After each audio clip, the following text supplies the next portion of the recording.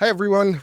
Welcome to the Good World. My name is Brother Seth. With me today, I have a very special guest. It is Emily Perez, who is the managing director and co-founder of the Sacramento Pop Choir, of which I am a member for now my third straight season. We were hoping to have Heather Wade, who is the other co-founder and the artistic director, but Heather is under the weather, so she's not going to be here. But Emily is very entertaining, so we're going to have a good time, I'm sure.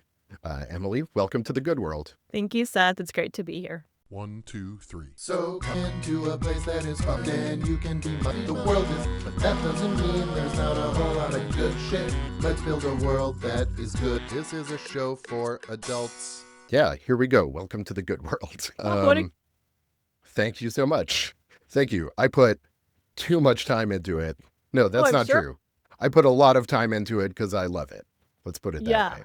Yeah, I'm very impressed as a professional. Thank you. I did not do the art. I hired someone named Deborah Pinkney, who is great, and I put a link to her website in every video because I want people to find her work because her art is awesome. So talking about things that we put a lot of time into because we love them. Yes. So you are the co-founder of Pop Choir. I guess we can, I don't know, should we start with I feel like it's pretty self-explanatory what it is, but do you have like a short regular spiel that you do? Yeah, we do. We say that Sacramento Pop Choir is an inclusive, multi-generational choir that invites people of all singing levels into the wild world of pop music. But the simpler explanation is it's a non-audition choir for adults that sings pop music. Yeah, great. Those are both great versions of that. So my first question is just how the idea initially came together. And yeah, I'm sort of interested really in the whole process from the like, hey, what if, to the, okay, we're actually doing this, what that journey looked like. Absolutely. So also co-founded a local nonprofit called Empire Arts Collective. I'm no longer affiliated with it in any way, not in a negative way. It's very positive because it continues to outlive me. Yeah, it's that's amazing. House in the same building that a choir is, and the Empire Arts Collective was serving as a kind of an incubator for different types of projects, and so I'm hanging out. I'm having like a precocious midlife crisis, and I was handed the opportunity to have that because I was laid off from my job with 2 years notice. So I had a lot of time to prepare and plan for it. That's much more than 2 weeks. Yeah. 2 years. I had 2 years to plan. It was a huge government contract, so we kind of knew the contract was ending. Lots of time to prepare, and I told everyone there, I'm going to change my life. I'm going to be an artist. I don't think anyone at my work at that time knew I even played piano, which I was a classically trained pianist as a child. And it was like, okay, Emily. But I really did. I founded the nonprofit. And one of my old coworkers from public health, who is in the choir currently, her name is Jonna Phillips, was like, Emily, my friend is in this choir in England. They sing pop music. Blah, blah, blah. She's like, it's so awesome. Have you thought about starting a choir? And I was like, I have thought about starting a choir. But I personally knew I did not have the musical skills to be an artistic director at that time. At that time, for sure. Now I can kind of sub if needed. But how long has it been? I don't actually know that. Oh, I think this was around 2017. Okay. 2018. Actually, maybe like 2018 more. Okay. And coincidentally, I had been friends with Heather for a few years at that point, and she had just graduated from grad school. So I said, Jonna, you know what? I have thought about doing that. And she kind of sent me down the rabbit hole of exploring how it could be done. So I approached Heather. She had just graduated from grad school, so her time was totally different. Like she was about to face like a huge hole in her schedule. I'm sure she could have filled it with other things, but it was good timing for both of us. And I said, are you interested in doing this? And she's like, yeah, let's talk about it. So we sat down at my kitchen table. I had looked up the business model for the choir in England. And I had crunched some like possible numbers based on how large the city is, what things would cost. They were not particularly accurate, but we kind of looked at the numbers and she said, "Do you think this could really happen?" And I was like, "Yeah, I think eventually we could have a choir that would be this size and it would be scalable and provide a real salary, a working salary for us. I think, probably several years will not be paid. Mm-hmm. You have to either have capital or you have to put sweat equity. There's, often you have to do both. But we also knew one was going to put capital into a choir. Right. So it was basically sweat equity. And yeah, so she said yes. We got some seed money from the nonprofit that I had founded. To be clear, that seed money was like $500. That money we used to make some marketing videos to launch the choir. But there was a lot of sweat equity all around from people who worked for the nonprofit. And then, of course, a ton from me and Heather. Late 2018, we launched the choir. We announced it. Part of the marketing videos that we put together, like a whole bunch of fake choirs with our friends to show what the choir would be like. Some of those people went on to be in the choir, but most of them were just friends of ours. And we made like a series of funny videos. We did a choral fugue of Smelly Cat, which we recorded at the West Dome. Took downtown. me a minute to place the reference. Yeah. Okay. Yeah. From Friends. Yeah. Smelly Cat. Phoebe. And we actually sang that in our first concert. It was really cool. Heather wrote it. Amazing. Heather turned it into it's not a very long song in the show. It's like just a chorus, right? Yeah, it's basically a chorus and it's kind of atonal. And you can see all these videos online. She turned it into a choral fugue. We recruited like 12 friends of ours. They all learned it, and then we sang it in a West Dome. The West Dome was open, and we did it at West Dome because we had already recorded a lot of videos in my house, and we were running out of locations in my house that we could record things that would look different. Did the people at the West Elm know, like, did you have to do it sort of on the sly, or did you? No. Okay. I reached them through Instagram and asked them how they felt about it. I said, we'd like to be surrounded by couches. Yeah. And it's actually really resonant in there. But it we did here. Yeah, right. We filmed it right before Christmas, which is actually a great time because that's not a place where people are buying Christmas presents on a Wednesday night. But it was open while we were filming it. And although we had asked for permission and gotten it and everything, like the floor employees, I don't think even told about it. So they were kind of like, very, very strange day at the office for them. Yes. And some of the singers we brought are like professional level singers. So once we started going with this ridiculous, like classical fugue, Heather wrote for us, they were like, whoa. Like it was very, very resonant there. It was very funny. It was very fun. We had a blast doing it. They're all available on the internet. If you Google Empire Pop Choir, because that's the name of the choir when we originally launched it, because it was Empire Arts Collective. Right. You can find the 3 videos, which are the Smelly Cat Fugue. We did a cover of Crazy Ex-Girlfriend's theme song, West Covina, except we made it about Sacramento. Excellent. And we also did... Right number of syllables. Yes, right number of syllables. And we also did a version of Bob's Burgers Thanksgiving song. Yes, because we launched the choir the day after. Pass the cranberry sauce. We're having mashed potatoes. Amazing. My wife and I will frequently sing to each other, "Thank you for loving me. Thank you for being there." So I know exactly the song you mean. You can add in 4-part harmony. Heather arranged all 3 of those songs. Oh my God, I'm so excited to go back and find these. Yeah. And the reason that we were doing all television songs in the marketing videos is that the very first concert we did, we called episode 1 pilot, and we did all songs. Okay. So we sang The Golden Girls, Thank You for Being a Friend. Amazing. We sang On a Boat by Lonely Island. Amazing. From Live. We sang like a whole medley. We sang the Sesame Street theme song, the Mr. Rogers theme song. Heather put this huge medley together. Heather wrote an enormous amount of music, arranged an enormous amount of music for this first con. Yeah, sounds like it. Yeah, and it was really fun. It was really like we were learning on the fly. I'll bet. Like People ask me like, is it so much harder now that the choir is bigger? I was like, no, it's not. A lot easier. Yeah, you know what you're doing. We a salary. Yeah. We know what we're doing, and we have lots of systems set up at this point. The first session we ran was like, oh my God, you can ask anyone who was in that session. There are people in the choir who have been there since the beginning. Mm-hmm. I wouldn't say it was disorganized, but the level of organization we have now is just completely different. Yeah, you know, you have like processes and routines, and yeah, that makes a lot of sense. I don't know. I personally have a tough time sometimes with, I mean, they're side quests, right? And my wife Susie will joke that like she will often tell people Seth has started a 5-step project and he's now on step 72, right? It's like it just grows and grows and grows. How have you managed to avoid that? / how much has that happened in the course of building this out? Because you're, as you said, you're now at a point where you like have things pretty structured.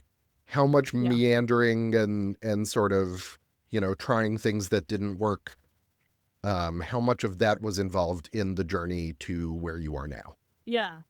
You know, with the choir, we've always had a really clear directive. I think it's actually been pretty easy for us, just because the logistics of the choir mean it's not very easy to get tracked. For example, we do get a lot of requests to like, do you want to bring some singers to sing opening? Oh, we want a choir for Journey who's coming into town and singing. We get requests like that a lot. We usually don't do them, even though they would be fun, because of the nature of our choir. It's often not running at the time that they want people to come sing. It also, as you know, because you've been in the choir, we have a pretty tight schedule to learn all our music in. Yeah. So throwing in an extra song and then corralling the correct amount of people to go somewhere, to go, you know, sing with Journey or whatever is generally not feasible. So I would say that the choir itself has some limitations in how it works that are just self-defining. Not that easy. Yeah, honestly, it's a big project and it's pretty consuming and it's pretty direct. I think the question we always ask ourselves is like, will this be good for the people in the choir? Yeah. And equally as important, do we have bandwidth to do this? Because when choir is running, it is relatively demanding for us. It's a quick schedule. And that's a question we have to ask ourselves too, is like, this sounds fun, but are we going to be like hating life? And this comes to, because, you know, choir runs Tuesday and Wednesday nights now. And Heather also works Thursday nights at the Gay Men's Chorus. So that's 3 nights a week. She is out actively working at night. And, you know, I have kids and a family, so I don't like to be out too much. So all those questions kind of help create borders around what we decide to do and we decide not to do. So to answer your question, actually, that hasn't been too much of an issue. It's always very clear. And people ask us actually a lot, you know, would you do this or that? And we're very clear about our purpose, which is to create inclusive environments for I don't even want to say inclusive. I want to say expansive environments for adults to sing. Yeah. Yeah.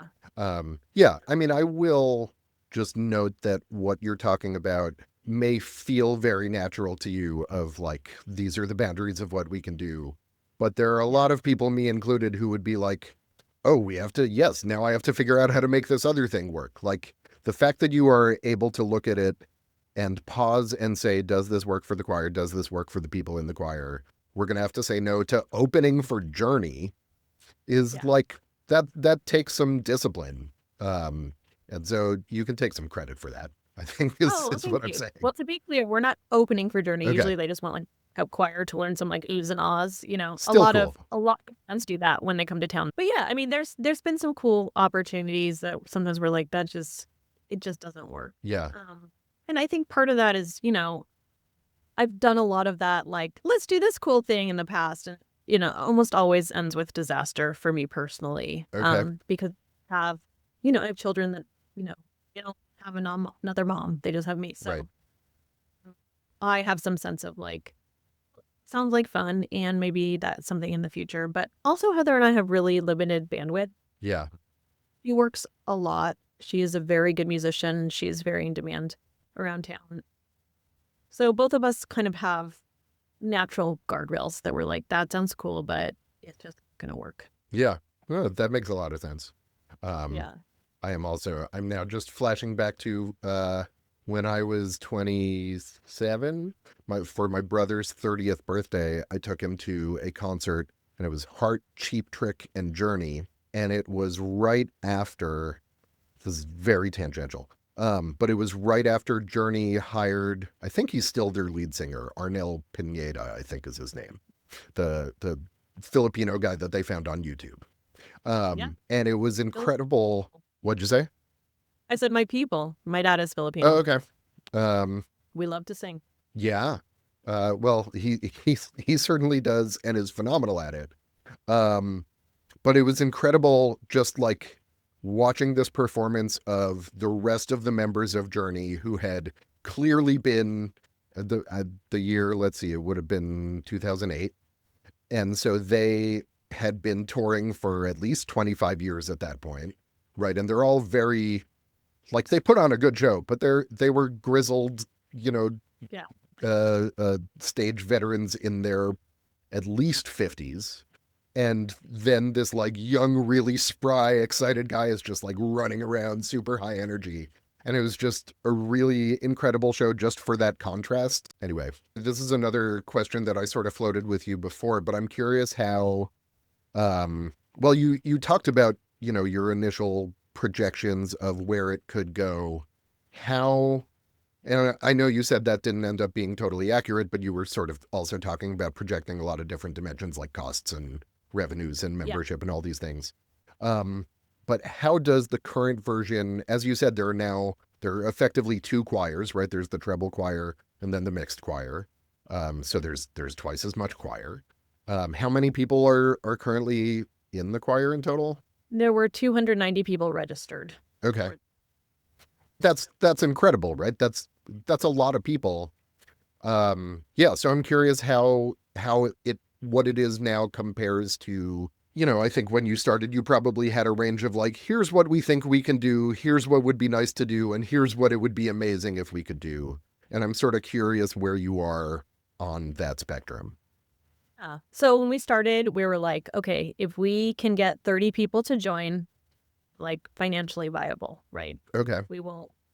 And by that did not include paying ourselves. Right. That just was financially viable to rent the space and buy music and be able to put on a concert. Right. And my projections were, I think we could have 100-person choir. And I was mostly basing that on the idea that the gay men's choir around that time, I think, was 100 or 150 people. And I was like, this is a big city. If the gay men's choir is at large and they're pulling from a specific demographic, we should be able to achieve the same thing because we're pulling from a much wider demographic. Yeah. Right. So that was and those were the numbers we were looking at, wow, this could really become a career that we make for ourselves if we can eventually scale to these kind of numbers. So what I would say is then compared to now is beyond our wildest dreams. Yeah. I think, something that we often say, because I'll be really honest, in 2021, we never thought about stopping the choir, but we were both seriously considering leaving music as a profession. It's because it was very, very difficult. During the pandemic, there were support. And when the pandemic started moving to a different phase, there was less support, but there was also still not business. Right. We basically launched the choir twice. It completely it was growing for the pandemic. Our fourth concert was going to be on the day that shelter in place went into place. That was the anthems. And so we essentially launched this organization twice. Yeah. We had to build it twice. And it was really hard. So something we often kind of laugh for ourselves about is I wish we could go tell 2019 Emily and Heather and 2021, 2022 Emily and Heather, it's going to be okay. Yeah. Because it was a lot of work. It was a labor of love. But we also knew if it could not scale and become, something that paid us career type money, that we wouldn't be able to maintain it over the long term, that it needed to be professionalized to have endurance. So that was always the plan from the beginning. I think it's one of the reasons the choir has been successful is that we have tried to be mindful of everyone's needs, including our own. including the people that we work with. Something that's really important for us is to provide as good a quality experience as possible to the choir members, but also a good quality experience to the musicians involved, including ourselves. And I think all that's really important for longevity. Because music tends and the arts tend to live in the nonprofit world, I think there's a lot of how can we pay everyone the least amount possible? Right. And I don't think that's a good way to have longevity in your projects. It leads to burnout. It leads to resentment. It leads to people needing to do other things, so make a living. So it's something that we've always worked to do. And we had to do the same in the beginning. We were working for free for a long time, or very, very low pay. And we were calling in a lot of favors and not, paying people what we wanted to. And it's really a sense of pride and joy for me and Heather that we are able to do that now, not just for ourselves, but for everybody that we work with. Yeah, amazing. To pay living wages it's a huge accomplishment. That is a huge accomplishment. Yeah, that's awesome. We need to take a quick break, but we will be right back. Please like and subscribe. Please like and subscribe. Please like and subscribe. Please like and subscribe. Please like and subscribe. Yes, friends, that jingle is your reminder to please hit the like button and the subscribe button. Share this with your friends. You can support me on Patreon. I'm just, like Emily and Heather, I'm just trying to build a thing out of love. And anything you can do to help me grow this would be very much appreciated. I realized as that little song was playing, Emily, that I think you are like my exact target audience for these cutaways. It's like you get what I'm going for here. Yeah. Harmony. Yeah. Just a little bit of barbershop. You can. I think you can also see what drew me to pop choir if I enjoyed doing that kind of stuff in my spare time. I think you said you worked in public health before you left that and decided to be, your job went away and you decided you were gonna be an artist. I similarly, I worked in political data, so I was living in DC and I was doing a lot of stuff with that. And it was a career that started off really satisfying. I worked on the Obama campaign in 2012 and did analytics, and it was I thought it was the start of everything's going to be great from here. And it turned out that it was the peak. And politics got worse and the industry got worse. And I just hit a point where I got really fed up with a lot of the incentives. I mean, when you were talking about nonprofits and the incentive is to pay everyone as little as you can, you also get a lot of that in politics. They're not technically nonprofits, but they're still very cause-driven things. And so I was I have this theater and comedy and music background that I used to do before I became a data scientist. And I think I want to go be an artist. And then that ended up leading me to Interfaith Seminary because I was I think what I'm doing is kind of preaching. But it is, I don't think there's a question here. I just want to say it's very reassuring to see someone and you also clearly were very intentional about finding a way to make it be a sustainable thing. But it is very inspiring to me to just see that you have been able to pull this off. Oh, thank you. Yeah. It's really, someone asked me once, they're like, do you guys still like doing the choir? I'm like it. This is beyond our wildest dreams. Yeah. We made a job for ourselves that, I have to, I think Heather was 27 or 28 when we founded this choir and started working on it. She was not going to be handed at that age. It would be very rare for her to be handed an artistic director job. Yeah. Handed, or even be able to get one, Yeah. not handed. She earned Right. it through her skill. And I had no experience in running the arts. So, Yeah. no one was going to hire me or her probably to do anything. Yeah. So even though we clearly have the skills to do it and we have done it. Yeah. So I also don't want to not also talk about the fact that conducting is a very male dominated, Yeah. it's pretty rare. There's a lot of conductors in schools that are female, but it's pretty rare if you look at orchestras or really large choirs. It's not that common. Especially, we were young when we started. Right.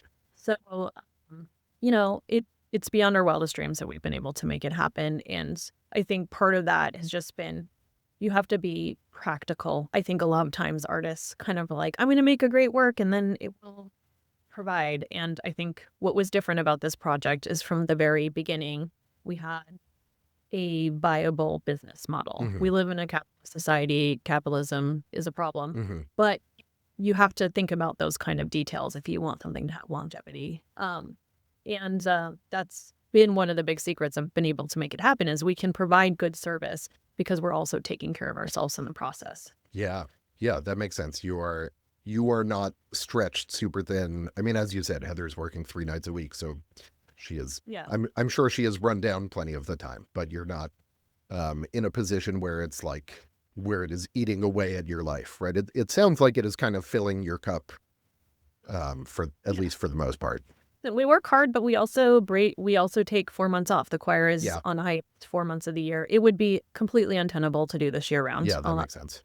Up our energy level, but we take off 2 months in the summer. We take off 2 months in the holidays. That was all intentional. We planned that around our what we thought demand would be, but also our personal schedules. Heather gigs a lot around the holidays because she's a very good. So she works a lot around that time. And my husband, I have 2 children, and my husband is a high school Spanish teacher. So my schedule really revolves around the school year calendar. Yeah, that makes sense. There are only a certain time of the year when I can go places, and all that we lined up with the choir so that we could, make it happen. So we don't do holiday concerts. Yeah. And part of that is we wanted to. You have to think about the market. There's a lot of people who do holiday events and holiday concerts. Right. There's not a lot of people who are doing pop music. And that was one of the major. November 1st. Yeah, on November 1st. Yeah. Might as well put in a plug. November 1st at McClatchy High School. I'll put the link for locals who want to buy tickets. Quick note, the concert ended up selling out almost immediately. Yeah, absolutely. We'd love to have everyone. Yeah. Although it's sold out at least the last 2 times, right? Yeah, this one will sell out too. So, and it sounds like I'm saying that with pride, but I'm actually kind of anxious about it. It sounded like you were anxious. That came through very clearly. Yeah, it's wonderful, but I get anxious because I feel so terrible when people's families can't come see them sing, and they're like, well, I forgot, I'm like, fix it. Yeah, that is true. Although I know last time, so I ended up, it like really broke my heart. I have not even been able to bring myself to watch the performance from last time, because I ended up just coming down with a really nasty bug, and so I had to miss the show. And we, I don't know, we sent one of my friends to try to offload our tickets, and it sounded like everyone who wanted to get in was able to. Yes. So that is good, at least. So hopefully that will be the case this time too. Although, I mean, man, what a privilege to be anxious about your concert selling. Yeah. That is not the case. Yeah.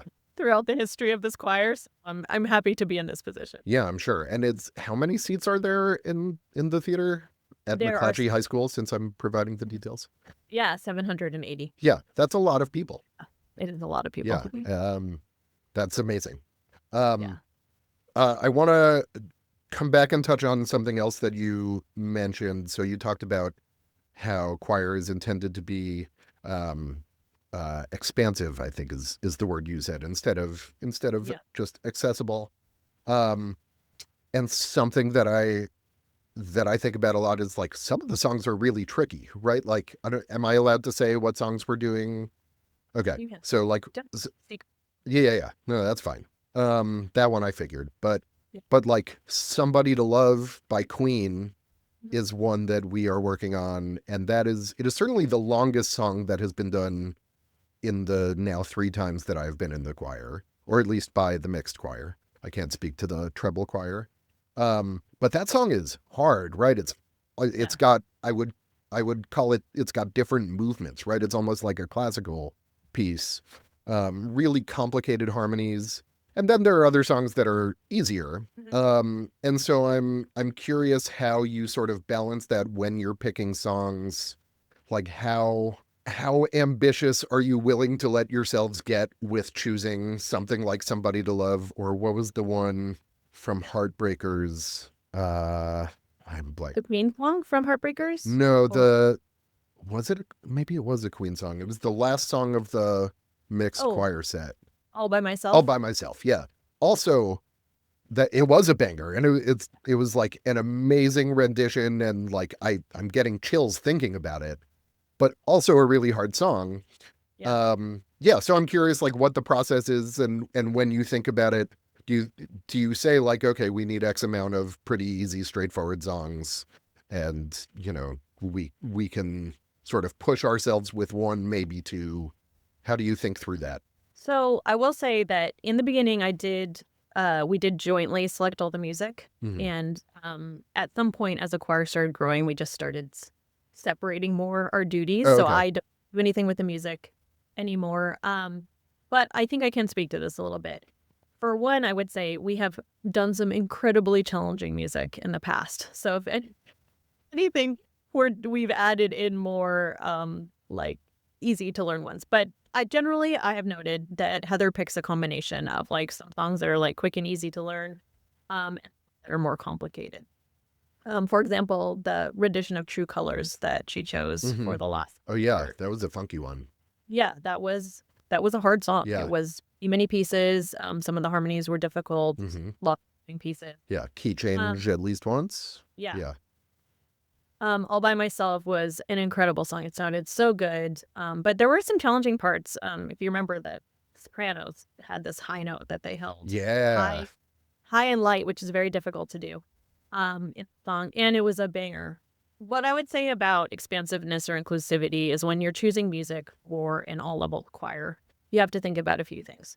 One, at any given time in this choir, we have people who have literally never been in a choir, never seen sheet music, have zero musical experience knowledge. And then we have people in this choir that are choir directors themselves. Okay. They are almost, professional level singers, right? Mhm. So you have everything. And one of the Yeah, unique and things everything about, in between. yeah, and everything in between.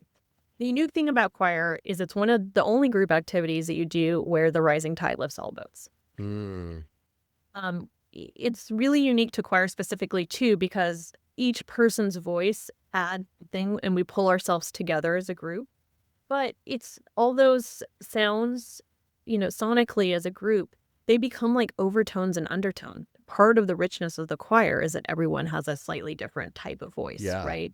And we're singing together. So it's not just the harmony, it's not just the music. It's actually this like unique blend of instruments, Yeah. right? So part of expansiveness is making sure that you're kind of creating opportunities for everyone. One are opportunities to feel like really accomplished and just like learn some rep that's fun and quick and easy and fast. The other opportunity is for everyone in the choir to be musically challenged at some point, where you're really going for something that's just extremely beautiful. Mhm. We're just attracted to beauty as humans. And so those challenging songs also bring something to the choir, whether you're a beginner or you're more advanced and it brings a little more challenge to you, right? Because you could see it in the choir. I mean, it was just All by Myself was an amazing choral rendition that she chose. And you could just see everyone in the choir so locked in on that particular song Yeah. because it was challenging. Everyone's like, can't find it. Mhm. We're really going to have to do something. So I would say part of expansiveness in an all levels choir is making sure you choose music available at all different levels. And while some of the songs we choose are, Heather chooses are challenging, honestly, in the early days, we did some really challenging music and it was a lot harder because there were like 30 people in the choir. Right. So each, Right. No one could kind of mouth along without actually. yeah, Yeah. everyone had to know their parts very, very well. Yeah. So, I would say that kind of planning does go into it. We don't choose, Heather doesn't choose 10 highly difficult for a concert. Right. She chooses a mix of levels and that's intentional. Yeah, that makes sense. I have another question that I wrote down here that I want to ask, which is just, and I think hopefully this episode is providing a bit of space for this, but like, how often do you, the two of you, I guess, get to just sit and appreciate like this incredible thing, this community that you have built? We haven't even really talked that much about the extent to which it is a community. So I guess that can also, you can fold that into your answer if you want. But yeah, how much do you get to sit and appreciate it are you able to build that space in? Are you able to find it, maybe just during vacations? Like what does that reflection and letting yourself feel that positivity look like? Yeah. I don't think we're very good at I'm really being honest. That's fine. I don't want to That's very normal. Yeah, I don't want to speak. I want to be careful. All those things I said about music, those are like my thoughts. Heather, I'm sure would have more to add to that, Yes. to her process, because she's the one who does it.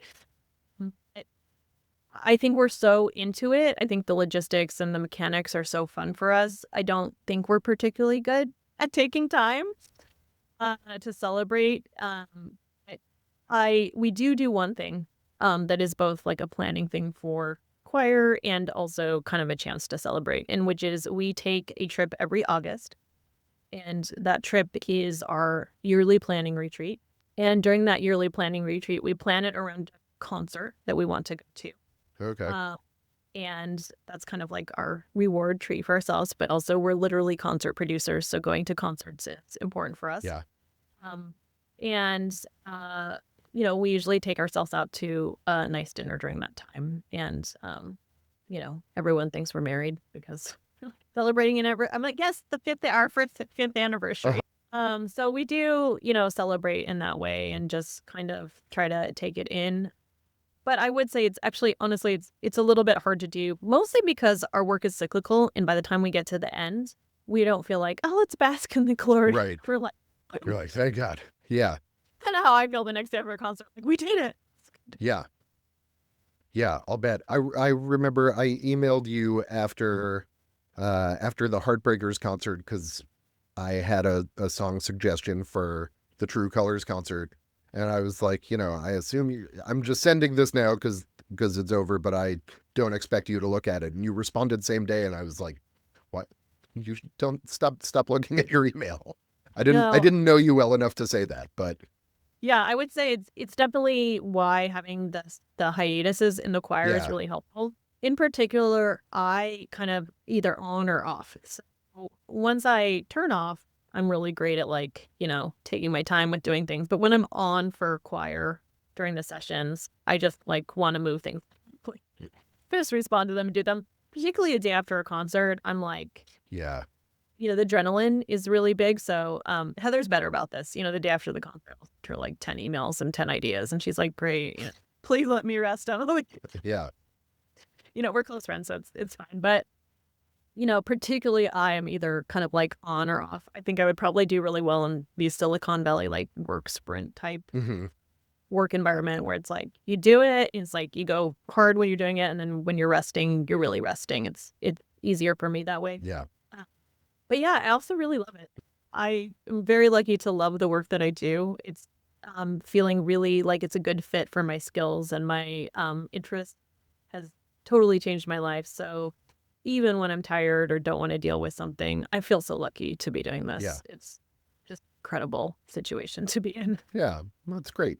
I will say that also comes through, as a singer in the choir, most of my, I don't have very much one-on-one interaction at all, but most of the sort of interaction that I get as a member is with Heather, right? Because she's up in front of us conducting and going through the music the entire time, but we get your 5 to 10 minutes of announcements in the middle of every rehearsal, and there is so much joy and delight that comes through, and so it is, I want to make sure that that is really, really palpable from the other end of it. Yeah, thank you. I appreciate that. I really love the choir. I'm really proud of what we built, and I also really, although of course we put a lot of work in, obviously, the choir has been built by the community that's participated in it. There are people that are not in the choir anymore whose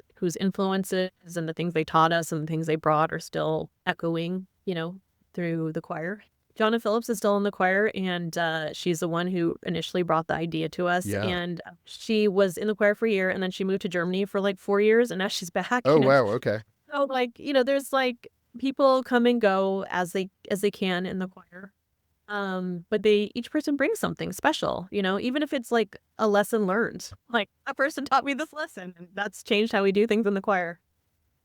So I feel really, I do feel very joyous with the choir, and I feel very lucky. I'm like, this is my job Yeah. that I for myself, and it's like actually working. It feels like a dream, Yeah. really. Yeah, it's pretty great. And you don't have to answer this if there's not an answer to it, but like, do you feel like it is kind of maxed out here, or do you feel like there is even more room to do? The first time you added a second choir was, I think, this year, or was it last year? First Okay, one. yeah.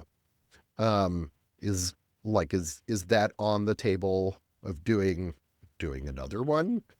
What are you not to do? I always am a little reluctant to do the thing of like, hey, you did this thing, what's next? Yeah.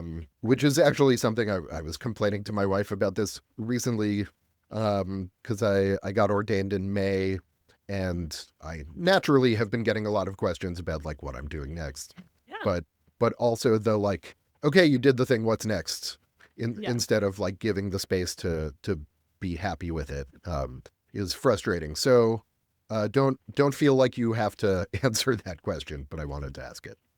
Yeah. Well, I would say one thing I really enjoy, and I think Heather enjoys this too, is we just have the opportunity to always do small improvements in the choir. Mm-hmm. So you've been in it 3 sessions, so you've probably seen like we change things. We change things all the time. We tweak them to make them better, to make them more efficient, to make them more expansive, to just make them easier for everyone involved or for us. Mm-hmm. So that's always happening, and there's a lot. I know there's a lot of satisfaction in that. When you don't always have the authority to make changes like that in your work. Yeah, that's but true. It's just us, so Yeah, we do what we want. yeah. You're living the dream of being your own bosses. Yeah, and it's just the two of us. So making those changes is very quick and very easy, Mhm. and it's literally we text each other and make decisions, and we do it. And we get along very well. So there's not a lot of for good and for bad. There's not a lot of friction Yeah. about how to make them. It's pretty easy for us to do it. But we do have some things planned for the future. In spring, we are hoping to add a second concert because the concerts are selling out. Okay. So we're hoping to add, it's going to be the same concert, but it's a lot of work to be in the choir and then only get to do the one performance. Yeah. So I think hopefully that will kind of relieve the feeling of not having enough space for all the people that want to come to the concert, Mhm. and all the performers a chance to do it twice. Yeah. It goes shockingly fast. We're like, "What? It's over already?" Yeah. I know. Yeah, it's you spend 2.5 months just like this music is your life, and then in like 45 minutes of performing, it's done. Yeah. And you're like, so that's one thing that's planned for the spring of 2026. And then the other thing that a lot of people have asked us about, and we're definitely planning to do, but we're still in the planning stages, is to start doing one-day pop-up choirs. I'm sure a lot of people have seen them on Instagram. The Gaia Collective in New York is one of the most famous examples. But a one-day pop-up choir is basically where people just sign up to come, register to come, and then it's like 2 or 3 hours, and you learn a song together, Mhm. do some like vocalizations as a group, and then you sing it, Mhm. record it for fun, and then it's done. It's like an experience that's ephemeral. Okay. You just do it today and then. So that is something we are planning on doing in the future. One of the things we want to do before we do that is go visit one of them ourselves. Yeah, to that see. makes sense. But yeah, we think it would be another opportunity to be expansive. So, some people just for whatever reason don't have the ability to be in a 10-week choir. Mhm. Schedules don't allow it. Especially one thing that I think is really hard on people who have joint custody is like, they don't have the care consistently that they Yeah, need. of course. Sometimes people have concerns about getting sick, right? Mhm. Choir is a great environment to get sick in Yeah. because everyone's on each other. So I think the pop-up choirs could be another way to give people access to choir that don't have the ability to make the time. Yeah. And that's another way. We kind of always, one way I always think about things with programming, with how we run the choir, with how we make tweaks and changes is, I think a lot about the things I've learned from the disabled community, who are, I'm so grateful to for how much they've taught me. Mm. And they those ideas around disability justice have really, really influenced how I think about the choir and how I program things. One thing I always think about is curb cut effect. What the curb cut effect is? I know what curb cuts are. I don't know if I know what the curb cut effect is. Yeah. So curb cut effect is this idea that if you design things to support the most support vulnerable people in society, that it helps everyone. So, for example, curb cuts are for people who are in wheelchairs. Right. They're the things in the curb where it like goes down. Yeah. Where it goes, right. But guess what? They also help people who are elderly, who have balance issues, who heights and don't want to go, or not strong bikers and don't want to go off the curb. They help people who have strollers. They help a variety of people to make crossing the street easier. Yeah. And so that's what curb cut effect is. So one example of curb cut effect in the choir is that originally we started recording rehearsals. We didn't do this at first in the first year or two because after the pandemic, we were like, we do not want people coming when they're sick. Yeah. We don't want them to feel like they're missing out. We're going to record every rehearsal and really encourage people to stay home and learn so that we can, reduce as much as possible virus transmission in the choir. Well, curb cut effect came in play. This was like a health protection thing. It's really shown by like public health background. Yeah. How can we do this like on a population base to make it safer? Yeah. We can't eliminate rest totally, but we can always think about how to do that. And guess what? It helps not only encourage people to stay home when they're sick, it also helps people who are traveling for work, who have children, who, just have to miss a rehearsal from some sort of reason. It helps people who want to redo the rehearsal over and over again, who are new. They can literally, if you are new, you can do the rehearsal every day if you want because the video is there the next day. So curb cut effects and models of support from the disabled community really influence how I think about the choir, how we program things and how we try to make it expansive. And that's what I mean when I say expansive. It's not like we're including you, we're changing things, how we do things because of your presence, and that is beneficial to everyone. Right. There's a ripple effect. Yeah.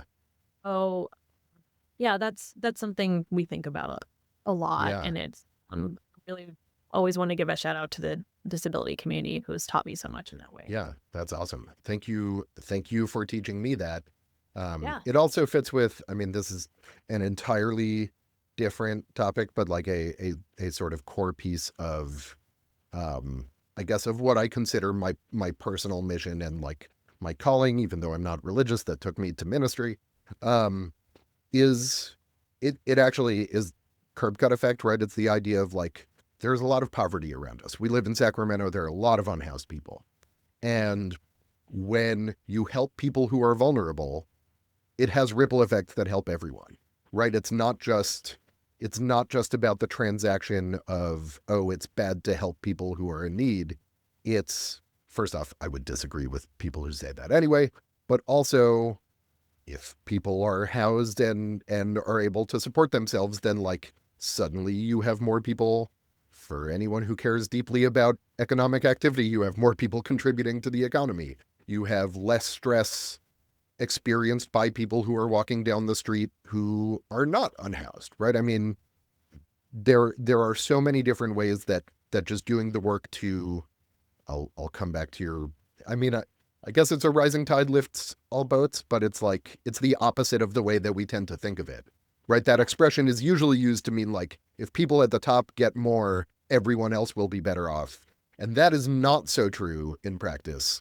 But if people who have needs get their needs met, everyone else ends up better off too, and everyone else benefits from that. Yeah, I really like that. That feels like a wonderful note to end on, or to end the main part of the conversation. So we have our new segment that I have briefed you on.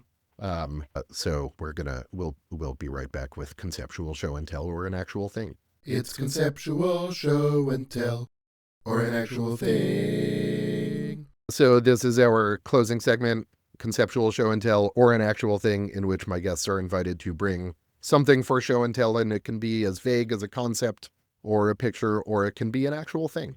So Emily, what do you have for us today? My actual thing are books. I love reading. I love it so much. Someone was asking like, Emily, really, really fun at home. I'll tell my husband, she's either reading or asleep. Can't say that, but I mean, it's true. I'm mostly reading or asleep. I brought 2 books. The first one is War and Peace by Leo Tolstoy. Yeah. I have never read this book, but I joined this group that's doing a slow read of this book. Okay. And you read 1 chapter a day. It's huge, as you can see. Like, enormous. It's like 1,400 pages. It is, yeah. I read it a couple of years ago. I'm impressed because I'm spending literally a year reading this book. I read a chapter a day with this group, and it's been very satisfying to read a book slowly like that. Yeah. I've never done that before. I'm actually a fast reader, so I usually rip through things and then have very poor recall. Yep. But this has been really interesting. I've been living with these characters since the beginning of 2025 now. Living through a whole world with them. So that's fun.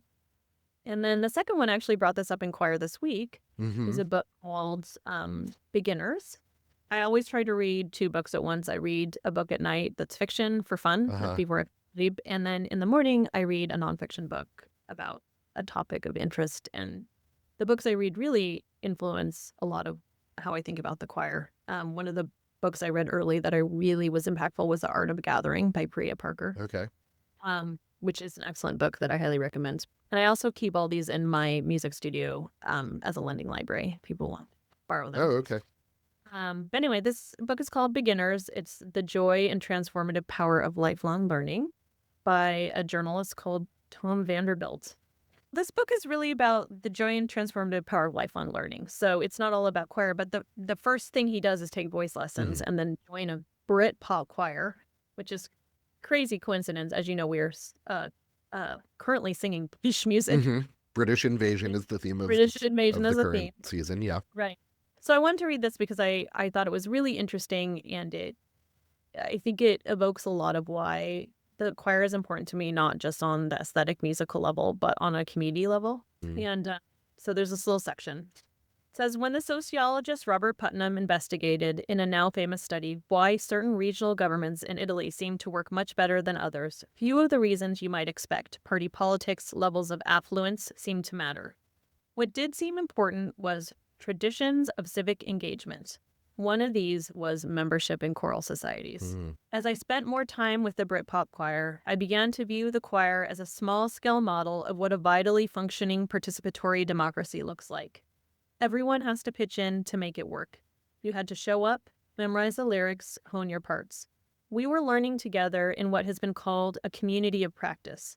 You had to work with people to anticipate their actions. If you were a bit weak on a part, someone might give you a lift. You might return the favor on the next song.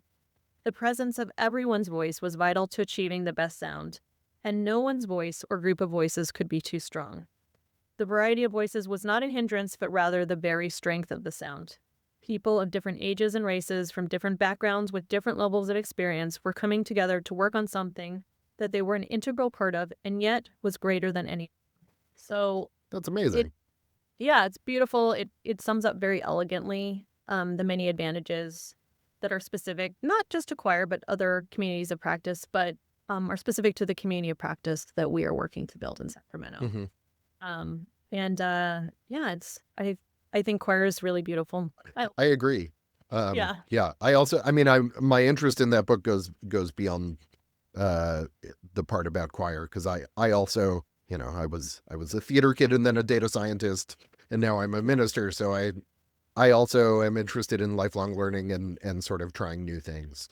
But I really like that. I mean, part of what I love about Sacramento is it's an incredibly diverse city. It's not just diverse, it's also integrated, right? Like the sort of classic big diverse city is like Chicago or Boston, where they're super segregated.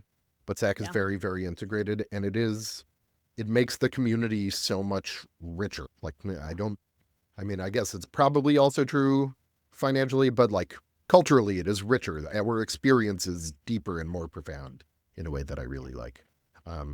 Yeah, thank you for sharing that. Okay, I will play us out here. Exciting. Little out of tune, but well, thank you, friend Emily, for your visit today.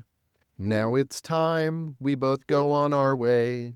The world will still be insane tomorrow, but don't let that fill your heart with sorrow.